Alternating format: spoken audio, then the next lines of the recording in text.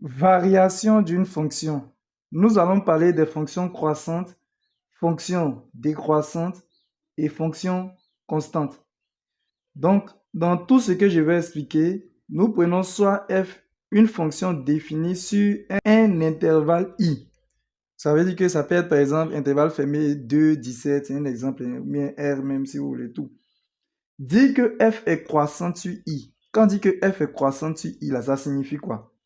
Ça signifie que pour tout réel A et B, ça veut dire que quand tu vas prendre deux nombres réels dans l'ensemble I, dans l'intervalle I, si A est plus petit que B, suivez, si A est plus petit que B, alors f de A, ça veut dire l'image de A, est aussi plus petit que l'image de B.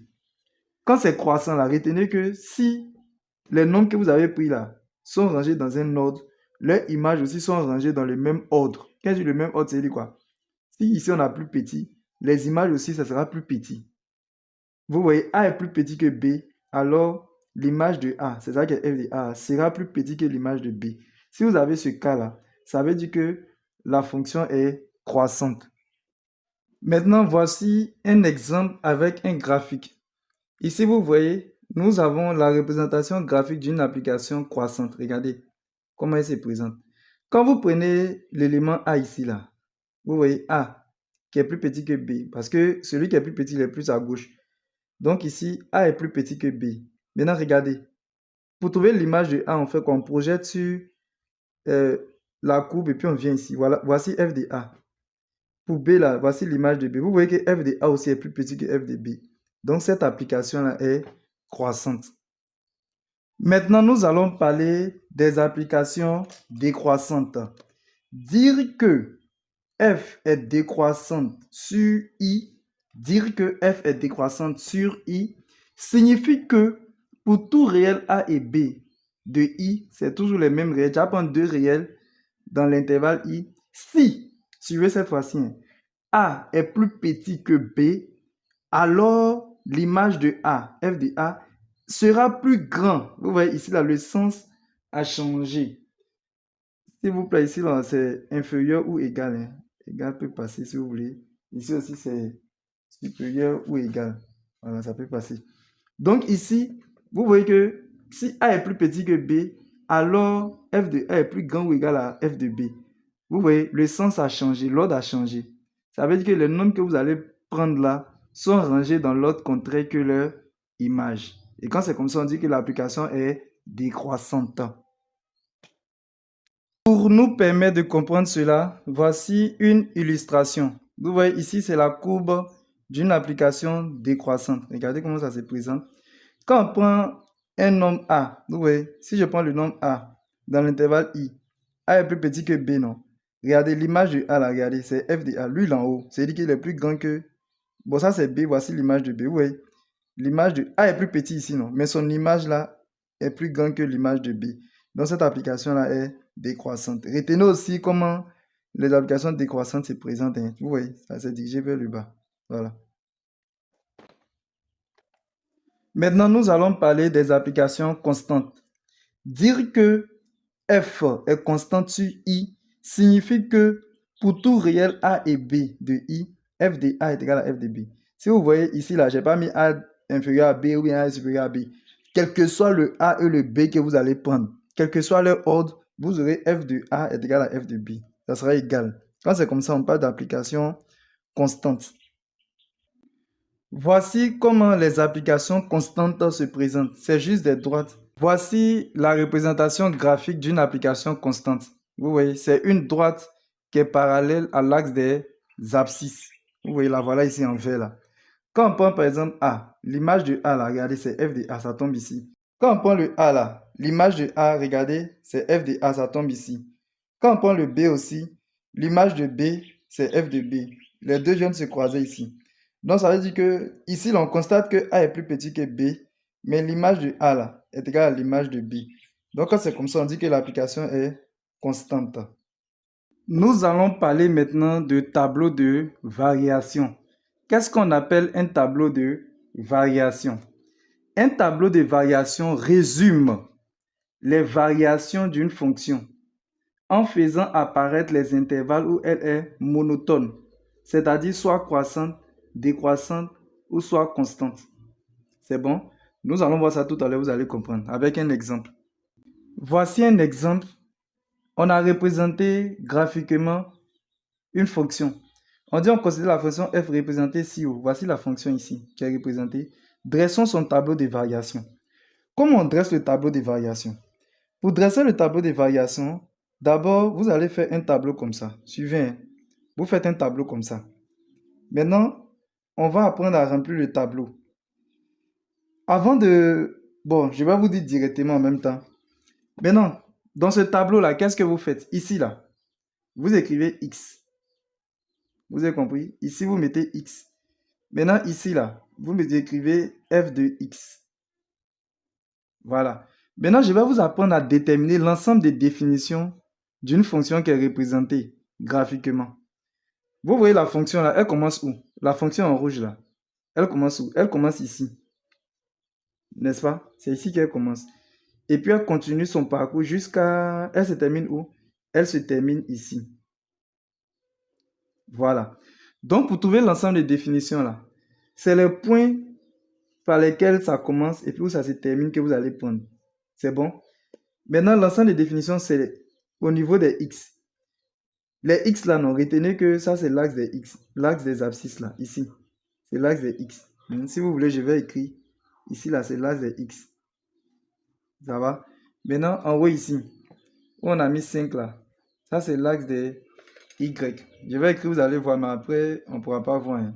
Donc ça c'est l'axe des y, si vous voulez. Maintenant, comment on va procéder pour faire notre tableau de variation? D'abord, je suis en train d'essayer de vous parler de l'ensemble des définitions DDF. Ça va? Donc, pour trouver l'ensemble des définitions, j'ai dit on va considérer le point au niveau duquel la courbe commence et le point au niveau duquel la courbe s'achève. Maintenant, DDF là, les éléments de DDF seront au niveau du X.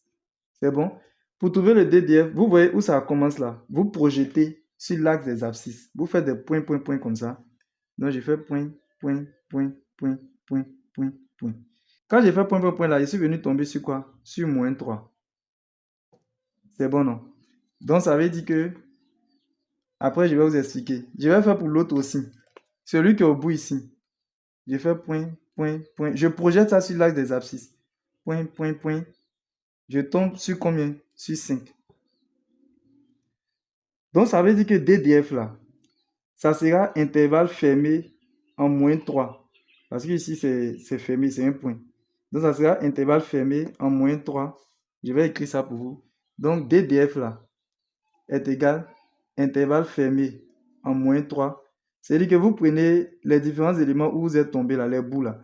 Intervalle fermé moins 3, fermé en 5. C'est l'ensemble des définitions qu'on a trouvées comme ça. Ça va à partir du graphique. Maintenant, l'ensemble des définitions aussi, on va le mettre directement dans notre tableau. Vous mettez moins 3 au bout ici. Puisqu'on a la courbe commence à partir de moins 3, donc vous mettez moins 3 au bout. Vraiment au bout ici. Maintenant, de l'autre bout à l'extrême là, vous mettez 5. Voilà. Très bien. Maintenant, on va regarder maintenant à quel moment la courbe là est croissante et puis à quel moment la courbe là est décroissante. Ça va? Ok. La courbe là, regardez, elle monte d'ici jusqu'à ici. Je vais mettre ça en vert. Donc aussi avec moi, la courbe là, elle est là, elle monte. Elle monte. Vous voyez, non? Elle est en train de monter. Elle monte. Et puis maintenant, arrivé au niveau du 5 là, ici. Voilà, elle est montée jusqu'à ici. Maintenant, arrivé au niveau du 5, vous voyez qu'elle commence à descendre. Mais nous, c'est où elle montait là qui nous intéressait. Donc, elle monte, elle s'arrête ici. C'est bon? Maintenant, on va savoir la courbe là, quitter de quel point à quel point. Vous voyez, d'abord, je vais vous dire quelque chose. La courbe là est venue au niveau du 5. Et puis elle a commencé à descendre, descendre, descendre jusqu'à... Elle est venue ici. C'est bon, non? Donc la courbe là ici, elle a commencé à descendre. Ici, elle est décroissante jusqu'à arriver ici. Et puis après, elle commence à remonter. Je vais mettre ça en bleu. Voilà, donc c'est le comportement de la courbe qui est là. Ça va, vous devez comprendre le comportement. Donc on va reprendre ensemble.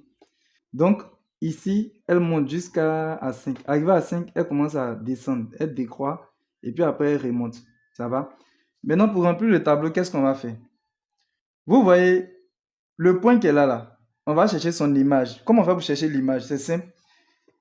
Pour chercher l'image, vous projetez sur l'axe des Y là. Donc, vous faites point, lui là, ce point là. On sait qu'au niveau du X là, c'est moins 3, on a déjà écrit non. Maintenant, pour trouver son Y là, vous faites comme ça. Vous projetez comme ça. Ça vient taper quel point? Ça vient taper, ça vient toucher le 3. Ça va non? Donc, juste en bas ici là. Ça veut dire que l'image de moins 3 là, c'est 3. C'est bon? Maintenant, regardez la courbe là.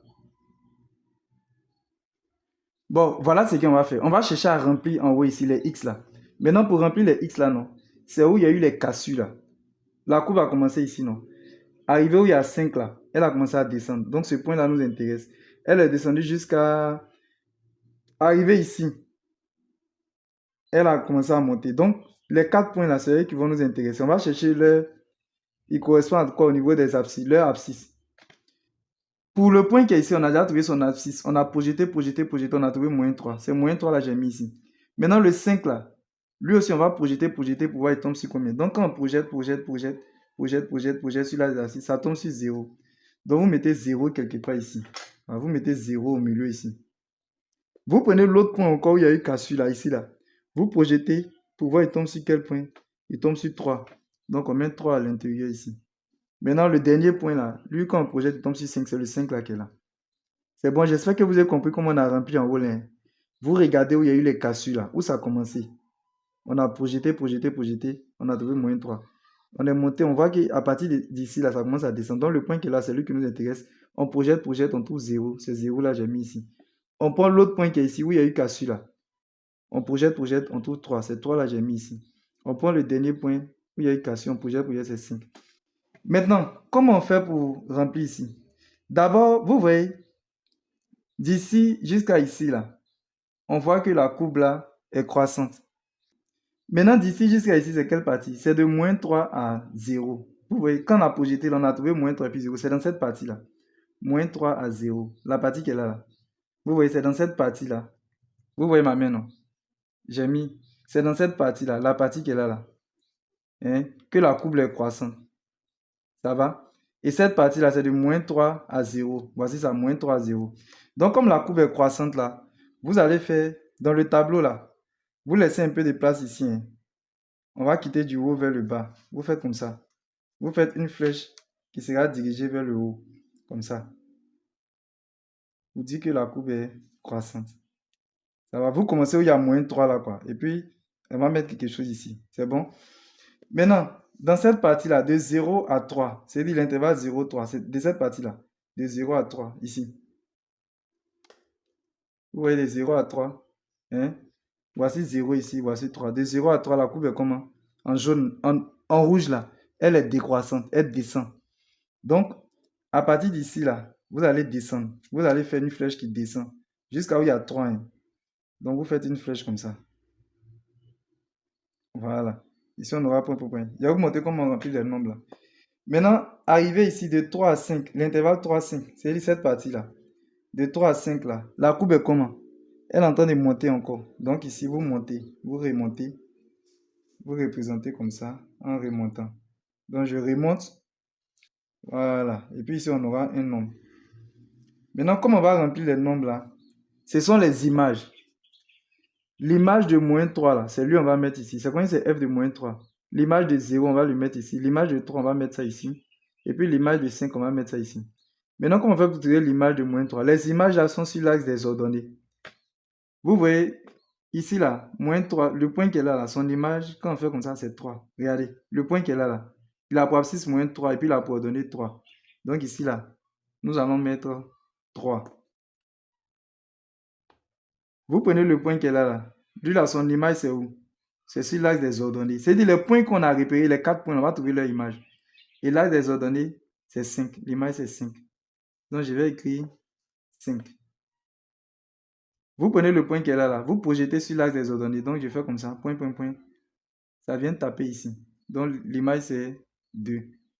Maintenant, quand on prend le 5, pour le point qui est là, lui aussi, on projette sur l'axe des ordonnées. Donc, on projette comme ça. Ça vient tomber sur 4. Donc, ici, on met 4. Voilà, c'est comme ça qu'on remplit le tableau. J'espère que vous avez bien compris. Donc, voici le tableau de variation de la fonction. Maintenant, on va apprendre à interpréter ça, faire des paroles.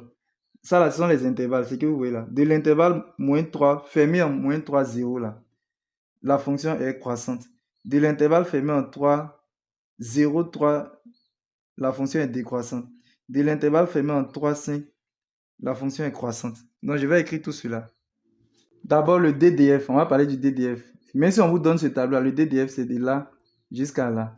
Donc, on va dire que la fonction est définie sur l'intervalle fermé en moins 3, 5. Le DDF là, quoi.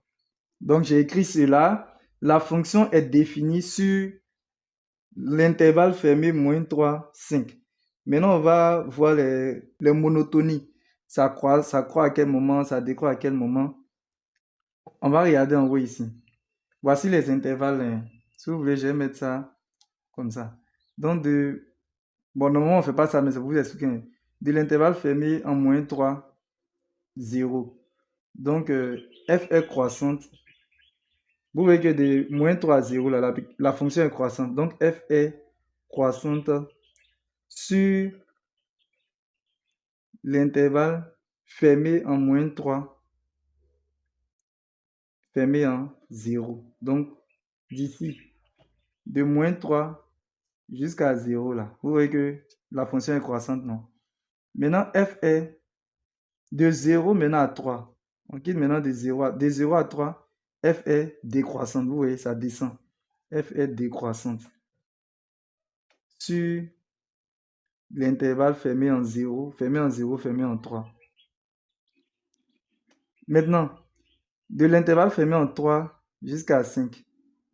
Donc, fermé en 3 jusqu'à 5, F est comment? F est croissante. Vous voyez, de 3 jusqu'à 5, F est croissante.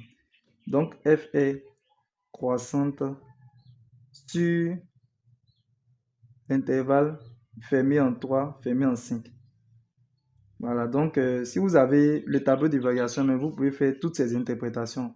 Vous pouvez trouver le DDF, vous pouvez dire sur quel intervalle la fonction est croissante, décroissante, constante, ainsi de suite. Maintenant, dans ce tableau, il faut savoir que les éléments qui sont ici, là, ce sont les images là, des différents nombres qui sont là. On écrit ça aux extrémités des flèches, hein, au bout des flèches là. Nous allons faire quelques exercices pour nous permettre de mieux comprendre. On nous dit une fonction f admet le tableau de variations suivant. Voici le tableau de variations de la fonction f. Première question, on dit de déterminer l'ensemble des définitions de f. C'est simple. Hein? Vous regardez dans la ligne des x là, où il y a x là. Vous prenez les nombres qui sont aux extrémités. Donc ici, vous avez 0, n'est-ce pas? Et puis au bout ici, vous avez 10.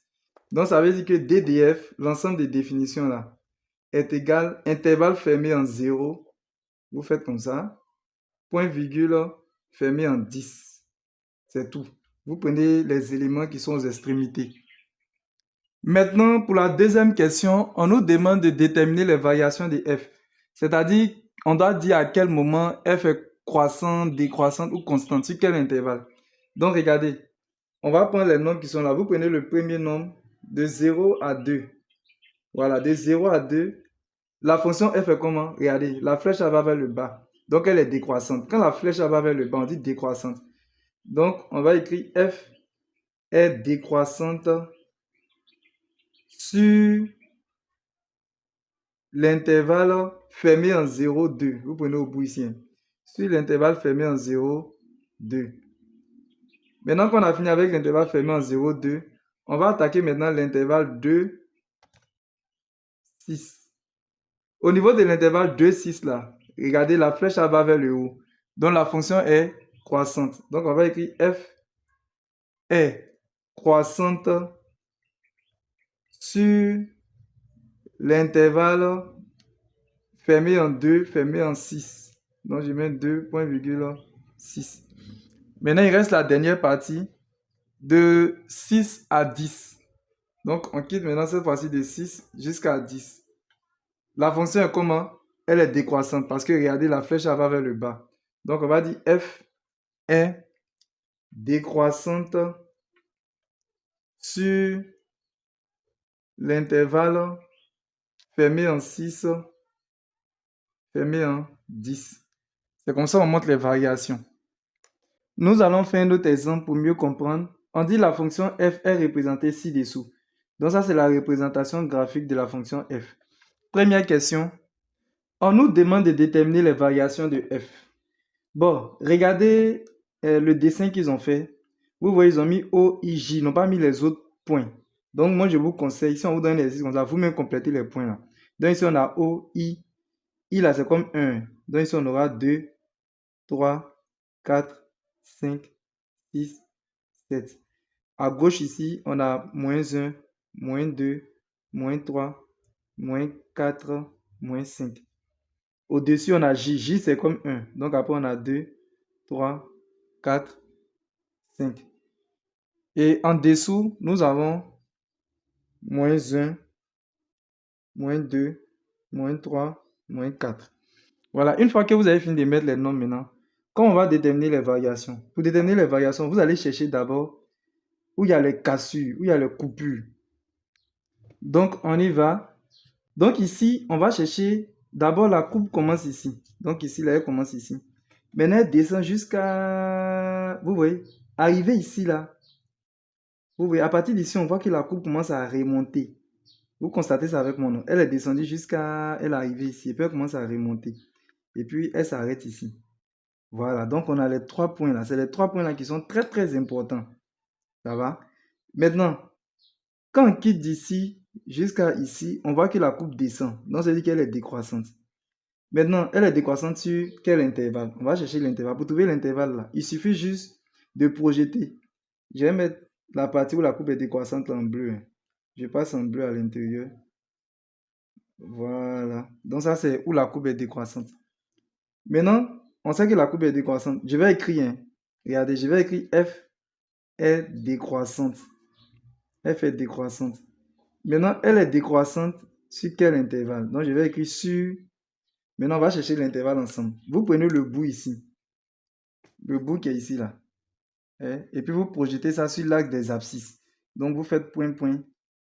Ça vient tomber sur quoi? Sur moins 4. Donc, vous faites intervalle fermé en moins 4, point, virgule. Maintenant, vous prenez l'autre coin.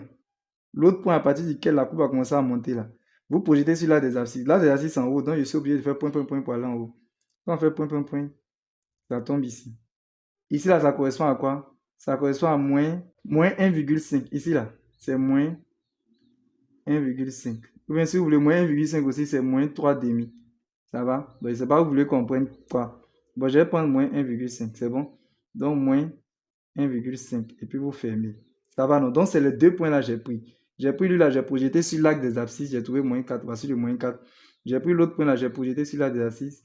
J'ai trouvé moins 1,5. Maintenant, d'ici jusqu'à ici, en rouge, la courbe là est, la fonction est croissante. Donc, je vais mettre ici là, f est croissante. F est croissante sur, maintenant f est croissante sur quel intervalle? Vous allez prendre les deux points aussi, les extrémités. Ici là, on projette sur là des axes, on a déjà projeté. Hein. Quand on projette, on trouve moins 1,5. Donc, je fais intervalle fermé en moins 1,5, point virgule. Maintenant, lui aussi, je vais projeter ça sur l'axe des abscisses. Donc, je descends, descends, descends. Je tombe sur 4. Donc, je mets 4 et puis je ferme l'intervalle. Donc, c'est dit que f est croissante sur l'intervalle fermé moins 1,54. Et puis, f est décroissante sur l'intervalle fermé moins 4, moins 1,5. Pour la deuxième question, on nous demande de dresser le tableau de variation de f. Pour dresser le tableau de variation, vous faites un tableau comme ça. Je vous ai déjà parlé de cela. Maintenant, quand vous faites le tableau comme ça, ici, vous mettez x. Et puis ici, vous mettez f de x. Maintenant, on va chercher à remplir la partie des x là. Pour remplir la partie des x là, c'est les points là qui vont nous aider. Les différents points là. Donc, le premier point là, vous projetez ça sur l'axe des abscisses. Vous venez taper, vous descendez sur l'axe des abscisses, ça fait moins 4. Donc, vous mettez moins 4. C'est bon. Vous prenez le deuxième point, vous projetez aussi sur l'axe des abscisses. Quand on projette, on a trouvé moins 1,5. Bon, c'est le seul qui est au milieu, hein, donc je mets moins 1,5.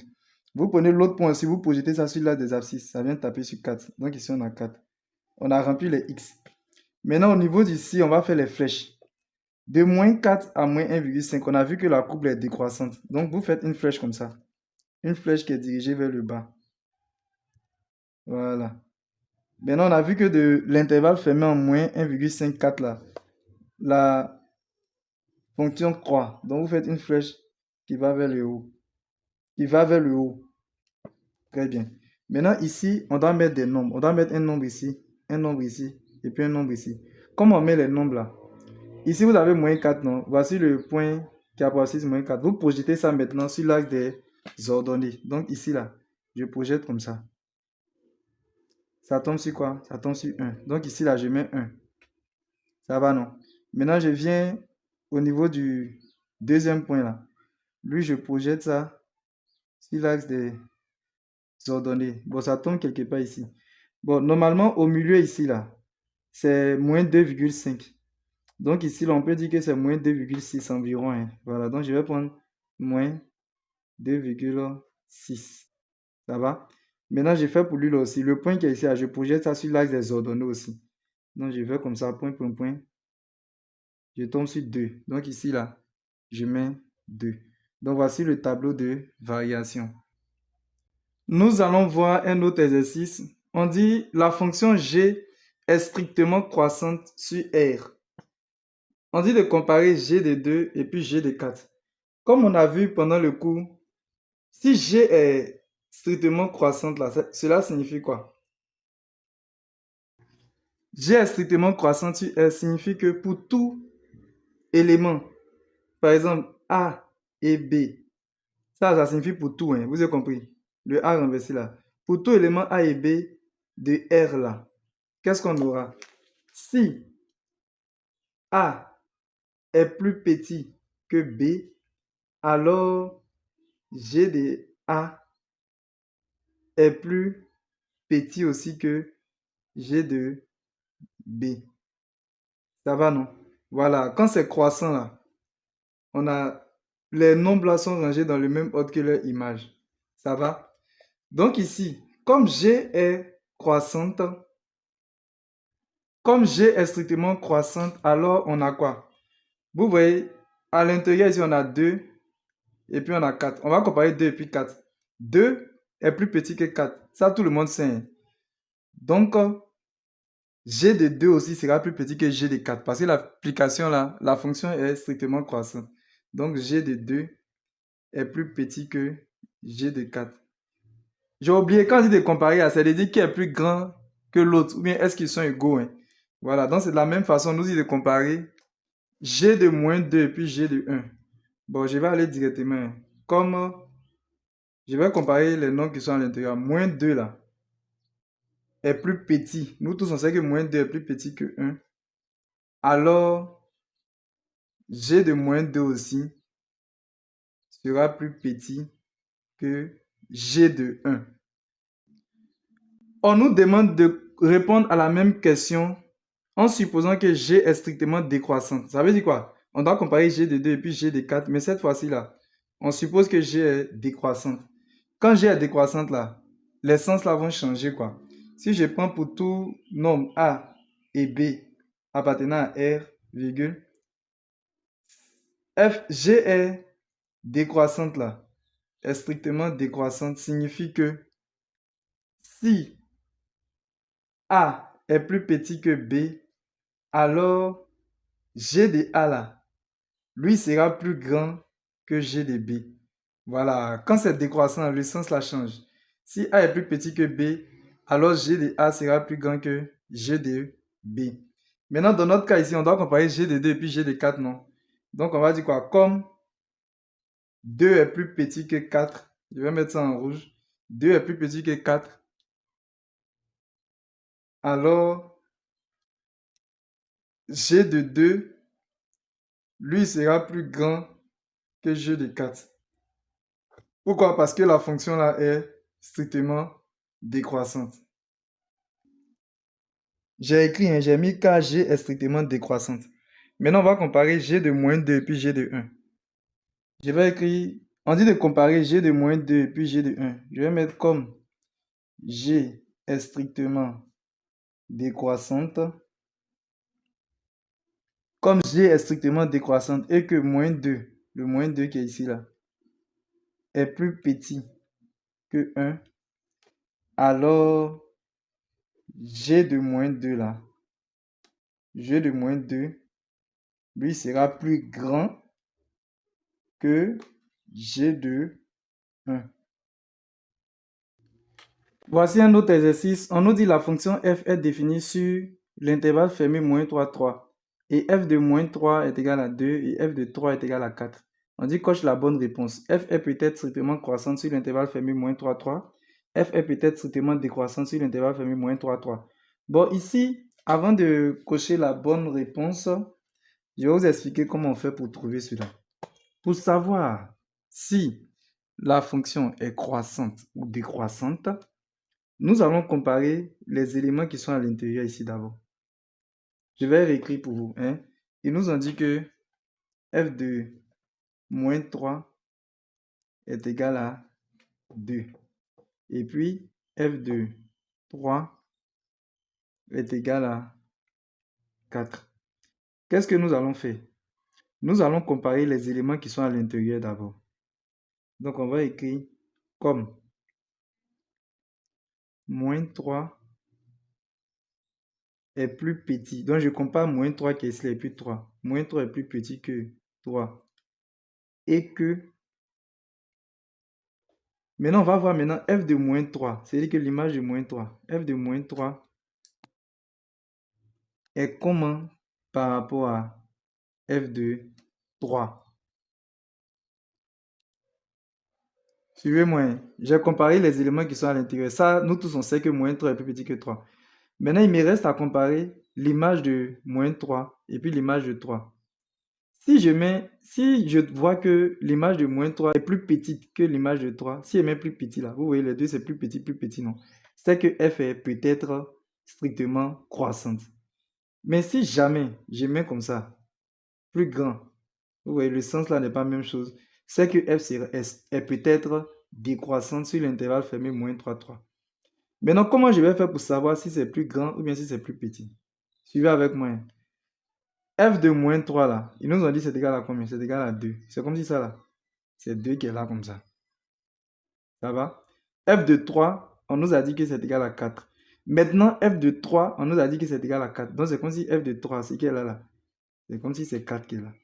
Entre 2 et puis 4, là, qui est plus petit? 2 est plus petit, donc c'est comme ça. 2 est plus petit que 4. Donc, ça veut dire que F de moins 3, là, est plus petit que F de 3. Donc, regardez, ici, on a plus petit. Moins 3 est plus petit que 3. Et puis, F de moins 3 aussi est plus petit que F de 3. C'est que l'application est comment? La fonction est comment? Est peut-être strictement croissante. Donc, voici la bonne réponse ici. Donc, la bonne réponse. C'est le A là qui est la bonne réponse. Moi, c'est Monsieur Soumaro. Voici mon numéro WhatsApp. Pour tous ceux qui veulent intégrer mon groupe WhatsApp ou qui veulent avoir un suivi particulier, écrivez-moi sur mon numéro WhatsApp qui se trouve ici. S'il vous plaît, lorsque vous allez m'écrire, vous me donnez votre nom, vous me donnez votre classe et vous me dites la raison pour laquelle vous m'avez écrit. C'est-à-dire, vous me dites pourquoi vous m'avez écrit. Si vous m'avez écrit pour comprendre quelque chose, si vous m'avez écrit pour intégrer mon groupe WhatsApp, vous le dites. Maintenant, en plus de cela, je vais vous demander de faire quelque chose pour moi. J'ai une chaîne YouTube. Donc, vous pouvez partir sur ma chaîne YouTube. Vous tapez sur YouTube Max, comme c'est écrit avec S.Facile94. Lorsque vous allez taper cela, vous allez voir ma photo, vous vous abonnez. Vous allez voir le mot abonner, vous vous abonnez. Et cela va me permettre, va me donner le courage de pouvoir continuer les vidéos. Je vous remercie. N'oubliez pas de vous abonner aussi, de liker la vidéo, de la partager et de la mettre en favori. Pour toutes vos questions, veuillez les poser dans les commentaires. Merci.